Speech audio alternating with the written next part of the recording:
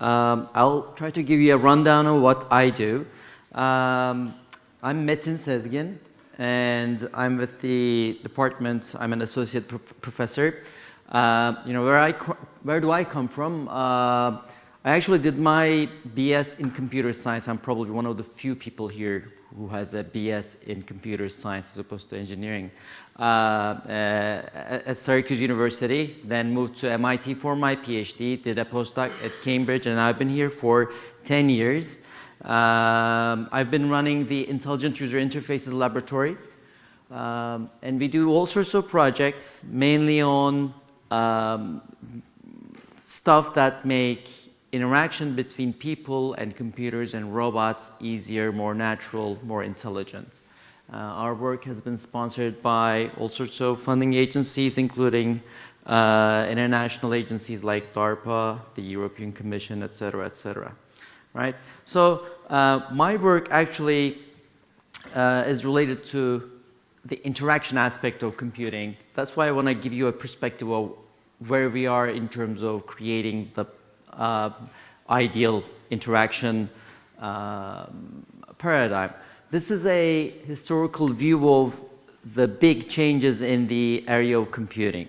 In the 1940s, we had the first computers emerging the size of this room, maybe very expensive, very heavy, very slow.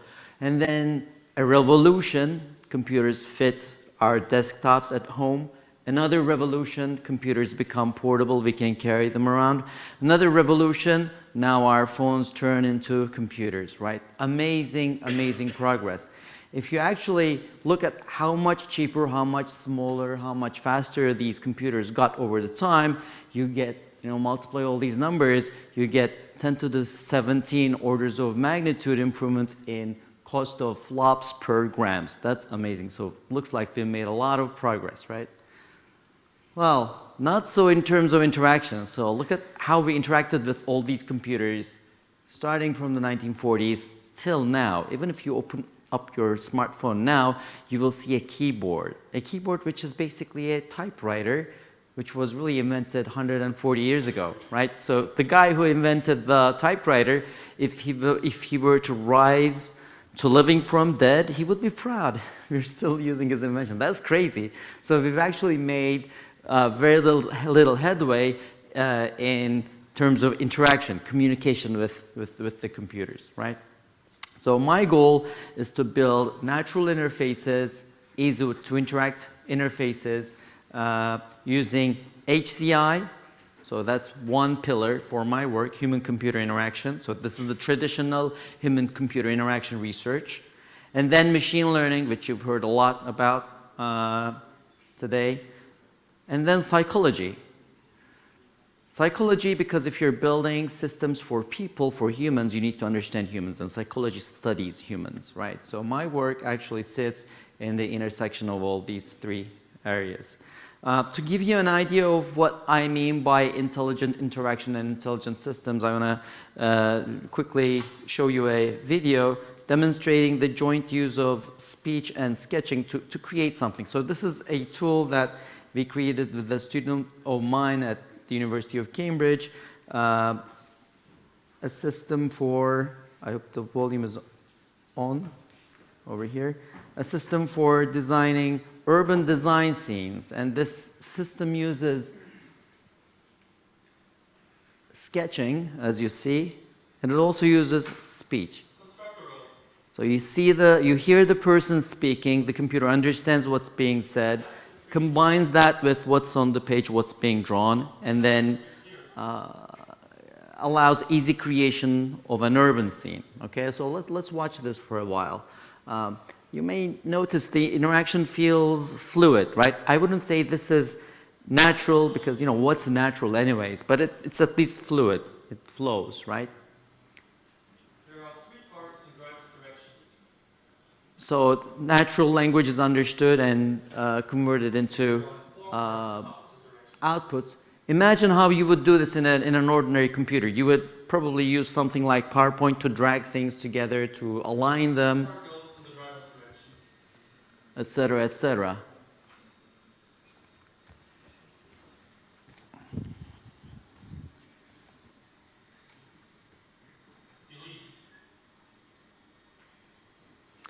So what's amazing here is the joint use of speech and sketching. The parts are equally spaced. Equally spaced, right? These parts are separated by 100 meters. So this sort of stuff is amazing, like combining the modalities. So speech on one hand, gestures, sketching on the other. This we believe is the foundation of fluid interaction, really. So the strategy that I follow in my lab in creating these natural interfaces has 3 steps. First, we understand the human behavior, because I think, you know, if you're designing something for the human, you need to understand the human first. We understand human perception and human behavior. How do humans behave? And this is really the psychology aspect of things. And then we build computational models of how humans perceive and how humans behave. That's the use of machine learning to build computational models of humans. And then we build novel interfaces, both hardware and software, that allow natural interaction, intelligent interaction, and multimodal interaction. What I mean by multimodal interaction is, you've seen examples of this, right? Interaction that allows multiple modes of communication. What are these modes of communication? We have speech, we have gestures, we have facial expressions, we have text, many other things, right? So to give you an idea about how I combine, you know, to me that this is the fun aspect of it, combining psychology with machine learning to build computer systems. This is the fun aspect of it. So I want to kind of share with you how I do this, and I hope to get you excited. So what I did today, I wanted to put together 2 small psychology experiments where you would be the participants, right, and we learn something together. We learn something about the human, and then maybe we use that information to build something as a computer scientist. That's what we're going to do today, right? So we're going to do 2 exercises. The first one, over here, will involve drawing objects, all right? Are you guys all ready? You've been sleeping, I guess. It's late.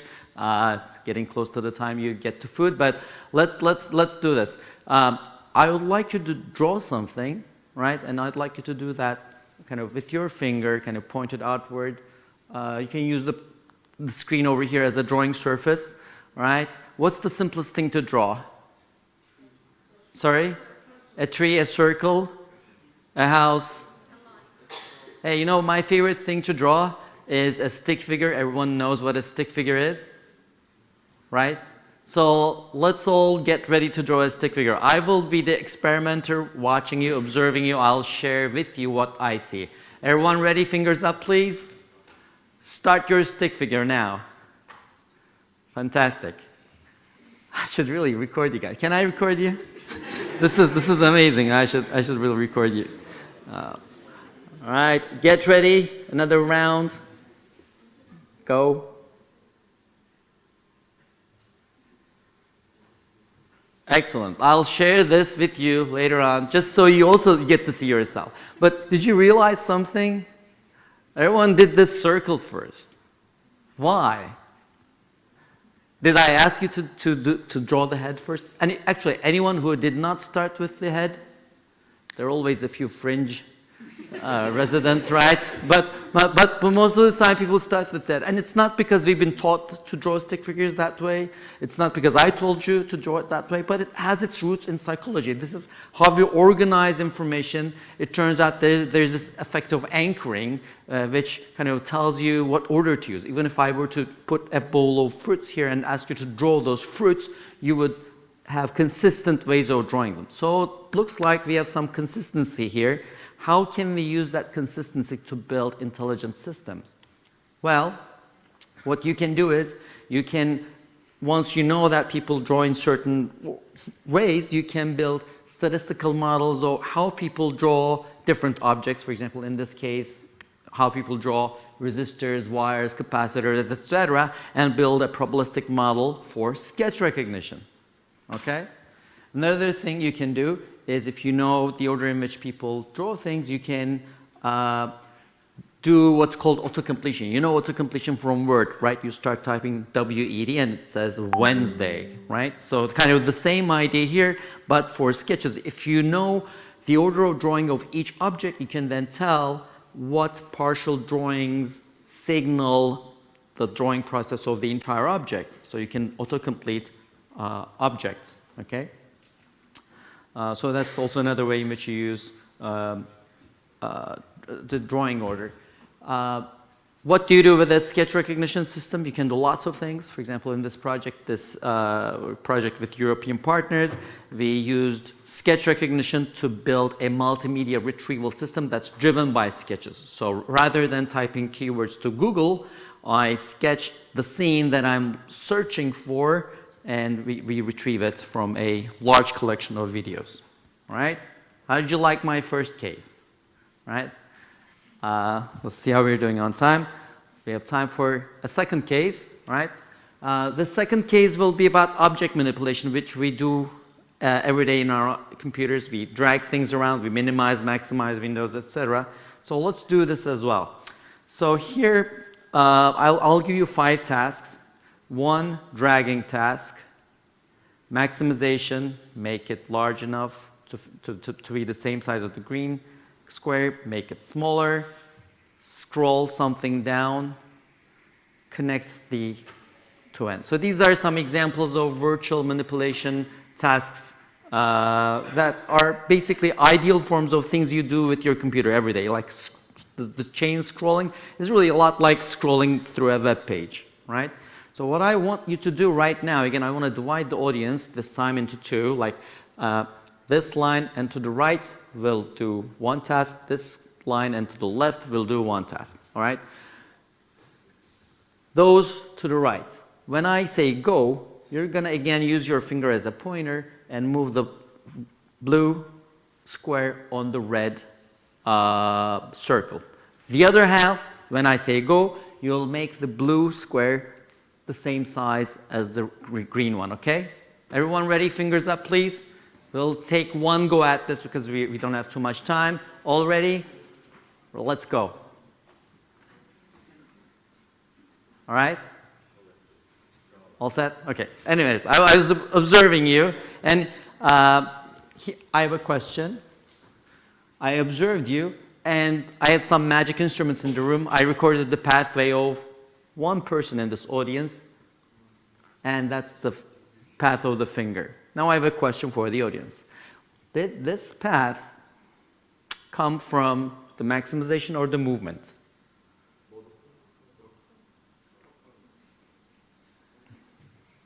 What's that? Both? It's funny. Usually when I give this talk, people say either like move or maximization, and they really fight for whatever they believe in. This is kind of an interesting case. People say both.